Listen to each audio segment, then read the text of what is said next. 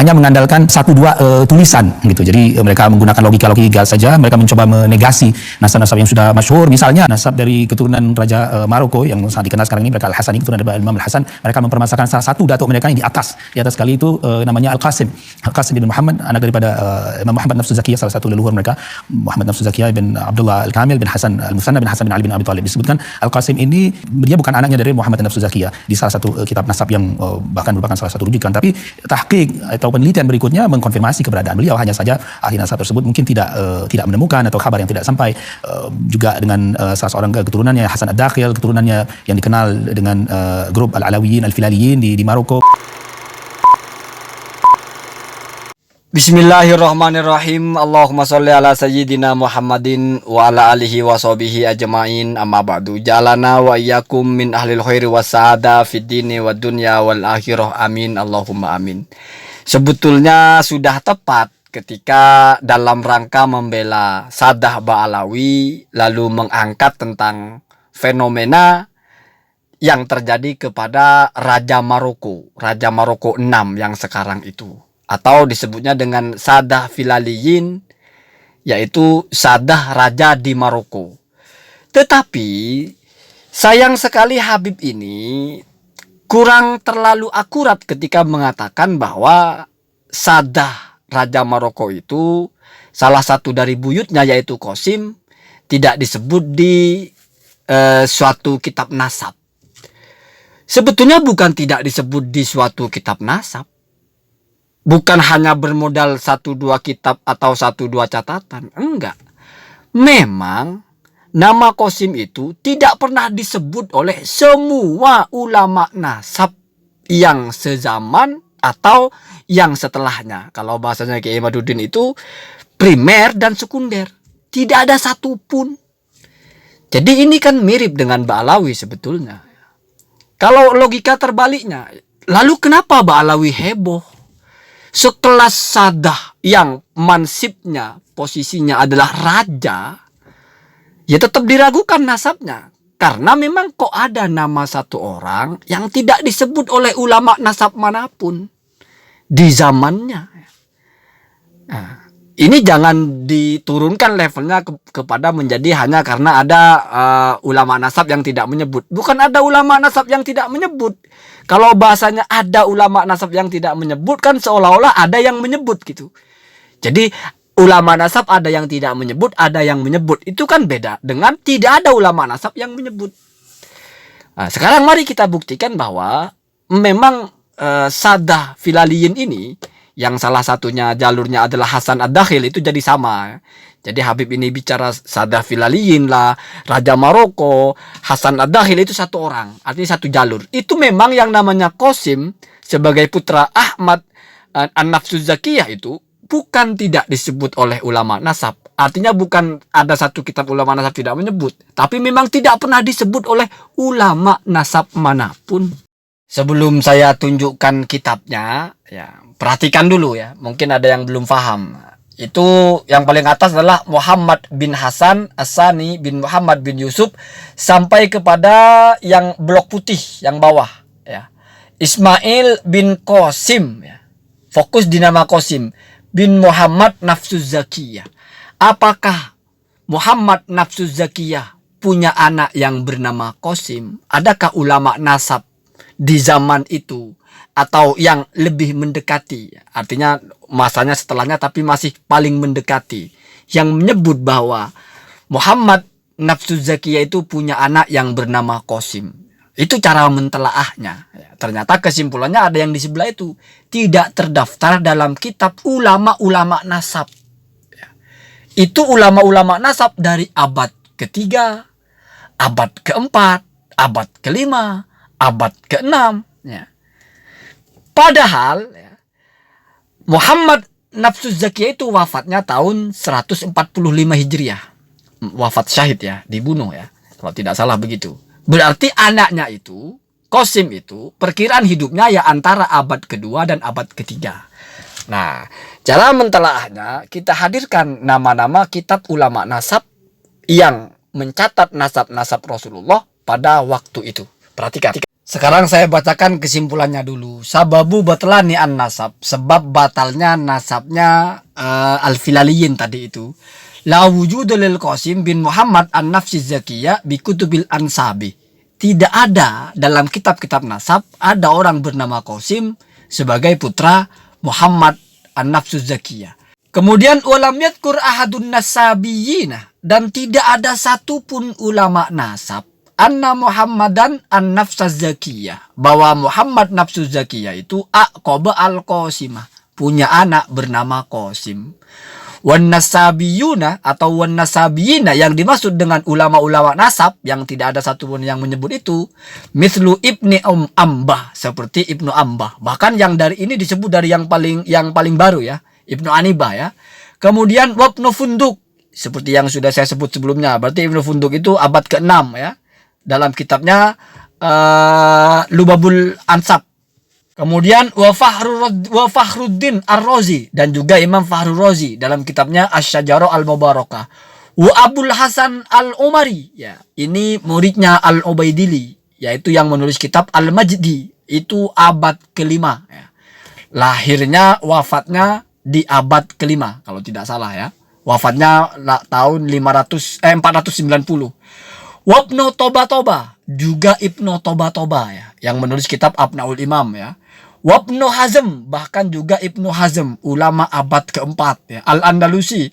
Wa Mus'ab Az-Zubairi. Mus'ab Az-Zubairi ini ulama abad ketiga, bahkan ya Hijriah ya. Wa Abu Talib Ismail Al-Auzarqani ya, itu maksudnya Al-Marwazi ya, yang menulis kitab tadi itu Fakhri ya. Wa Abu Nasr Al-Bukhari, juga Abu Nasr Al-Bukhari, ulama kisaran antara abad ketiga dan keempat. Jadi ulama-ulama nasab yang mendekati masa hidupnya Muhammad an-Nafsu Zakiyah itu mencatat tidak ada satupun mereka menyebut ada putranya Muhammad Zakiyatun Nafas itu yang bernama Qasim. Ini kan sama dengan Ubaidillah sebagai putra Ahmad al-Muhajir. Ulama yang hidup bersamanya, Ibnu Toba, juga Al-Ubaidili, bahkan juga Al-Umri. Yang Al-Umri ini kan muridnya Al-Ubaidili, masih hidup di masa itu juga. Lalu bergeser ke yang lebih tua, Fakhrul Razi ya, Asy-Syajarah Al-Mubarakah. Bahkan yang setelahnya juga walaupun masih sama, yaitu kitab Fakhri ya, kitabnya Al-Marwazi, itu sama, tidak pernah menyebut ada putra Ahmad Al-Muhajir bernama Abdullah atau Ubaidillah. Kan sama begitu. Ini kok mau dibilang hanya karena tidak disebut oleh 1-2 ulama nasab? Bukan, memang tidak ada satupun yang menyebut. Jadi jangan dibalik logikanya. Karena tidak disebut oleh ulama nasab satu orang lalu dianggap hilang. Nah, itu nggak masuk akal. Kenapa? Karena seperti Sadah Qatadah tadi, memang dalam kitab Uslubul Ansab ya, dalam Lubabul Ansab, dalam kitabnya siapa tadi itu, Ibnu Funduk, dikatakan tidak punya keturunan. Tapi dalam kitab Al-Fakhri, dalam kitab Asy-Syajarah Al-Mubarakah dikatakan punya keturunan. Selesai. Nah, ini tidak ada yang mengatakan Qasim itu putra dari Muhammad, atau tidak ada yang mengatakan Muhammad itu punya anak bernama Qasim. Nah, secara ringkas saya bacakan keterangan-keterangan dalam kitab-kitab yang disebut ini ya. Yang pertama dari kitabnya Abu Nasr Al-Bukhari yang berjudul Sirrus Silsilah Al-Alawiyah. Nah, di situ dia menyebutkan bahwa putra dari Ahmad Nafsu Zakiyah itu ada 4. Wahum, mereka adalah Abdullah Al-Ashtar yang pertama, Ali yang kedua, At-Thahir yang ketiga, Al-Hasan yang keempat. Jadi tidak ada orang bernama Qasim sebagai putra dari Muhammad an-Nafsu Zakiyah.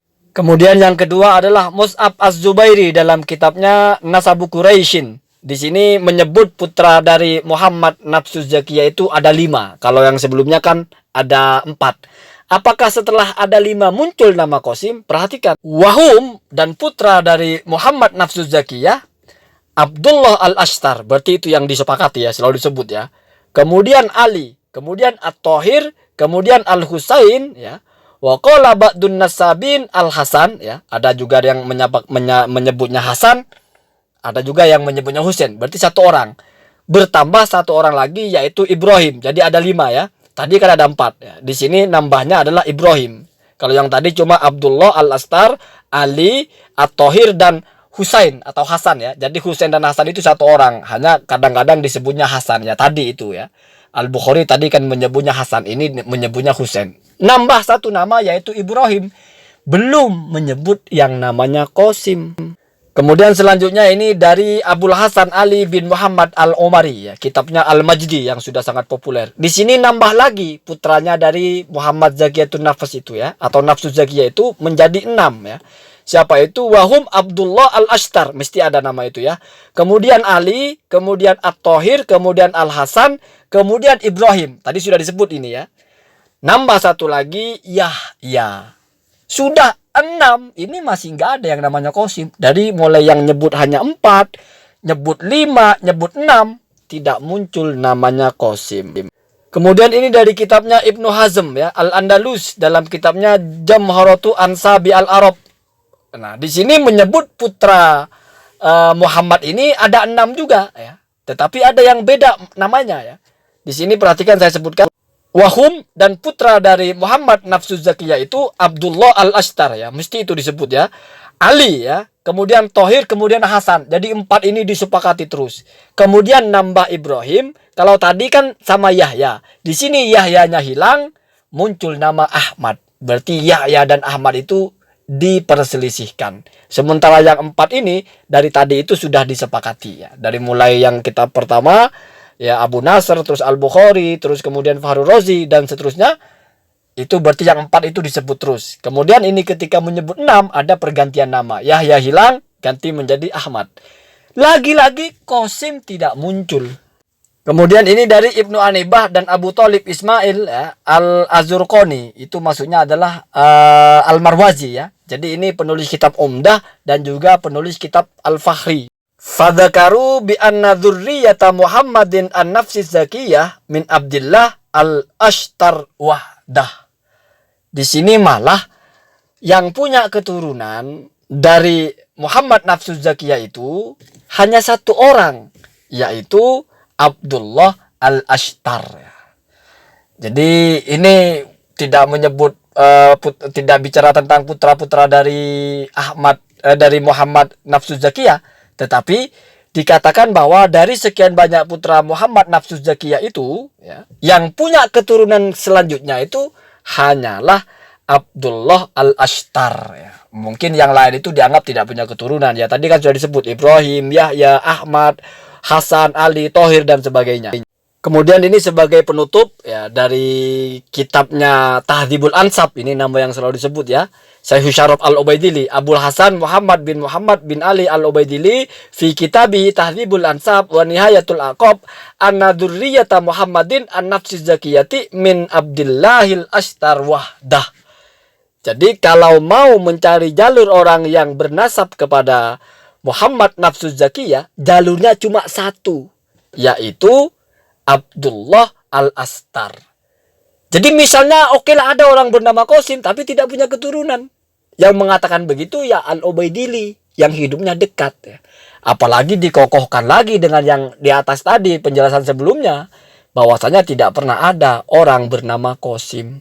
Seandainya pun ada yang bernama Qasim misalnya ketemu, ya ternyata tidak punya keturunan. Kenapa? Karena yang punya keturunan cuma satu. Itu sudah dinyatakan tadi oleh dalam kitab Al-Fahri berarti, dan juga dalam kitab Al-Umdah ya Ibnu Anibah, kemudian juga di sini dalam kitab Tahdhibul Ansab ya, yang punya keturunan cuma satu. Jadi setelah disebut versi-versi anaknya Muhammad ini ada yang bilang 4, 5, 6, bahkan bisa disebut ada 7 nama. Kenapa? Karena yang 6 Ibnu Hazm itu namanya ada yang lain.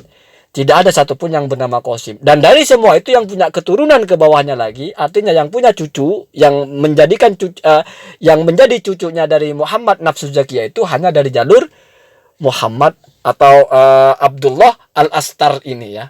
Jadi begitu. Kalau sudah begitu kok oleh Habib itu dibilang ya menyerang nasab sadah hanya karena 1, 2, 3 catatan atau hanya karena logika sederhana. Justru pertanyaannya diisbatnya bagaimana kalau seperti ini keadaannya. Jadi jangan karena mau dianggap bernasib sama dengan Ba'alawi, sama-sama hilang catatan, Lalu serangan yang datang kepadanya dianggap tidak tajam, hanya bermodal logika dan 1-2 catatan. Gimana 1-2 catatan? Justru memang tidak ada catatan sama sekali yang mencatat nama-nama itu. Ini malah lebih parah saya kira daripada Ubaidillah. Kenapa? Karena di sini yang disebutnya itu lebih banyak ulama-ulama yang menjelaskan tentang nama-nama dari putra Muhammad ini. Dan ternyata tidak pernah muncul nama Qasim. Kalau Ahmad Al-Muhajir itu kan yang disebut satu Muhammad lalu muncul disebut 3 nama, Muhammad, Ali dan Husain ya. Tidak muncul nama Ubaidillah. Dan setelahnya baru muncul Al-Jundi, ada namanya Abdullah. Ya, itu pun masih lebih bingung juga, Abdullah apa Ubaidillah begitu ya. Jadi sama-sama semrawut sebetulnya ya. Kalau secara kitab nasab, kalau kita membaca kitab nasabnya begitu. Perkara menurut kamu ya cuma semrawut dalam kitab nasab kok. Aslinya bukan begitu cara menetapkan nasab. Ya silahkan ya. Silakan. Allahumma hadina hada sabil. Ini saya cuma membaca data. Ini tidak bisa dibantah karena semua orang bisa membaca. Seperti ini kenyataannya gitu. Kita itu kadang-kadang cuma sulit untuk menerima kenyataan. Ini kenyataannya begini. Perkara dipersepsikan dan diinterpretasikan bagaimana itu urusan masing-masing. Tapi jangan karena punya persepsi lain lalu kenyataannya mau disalahkan. Tidak bisa ya.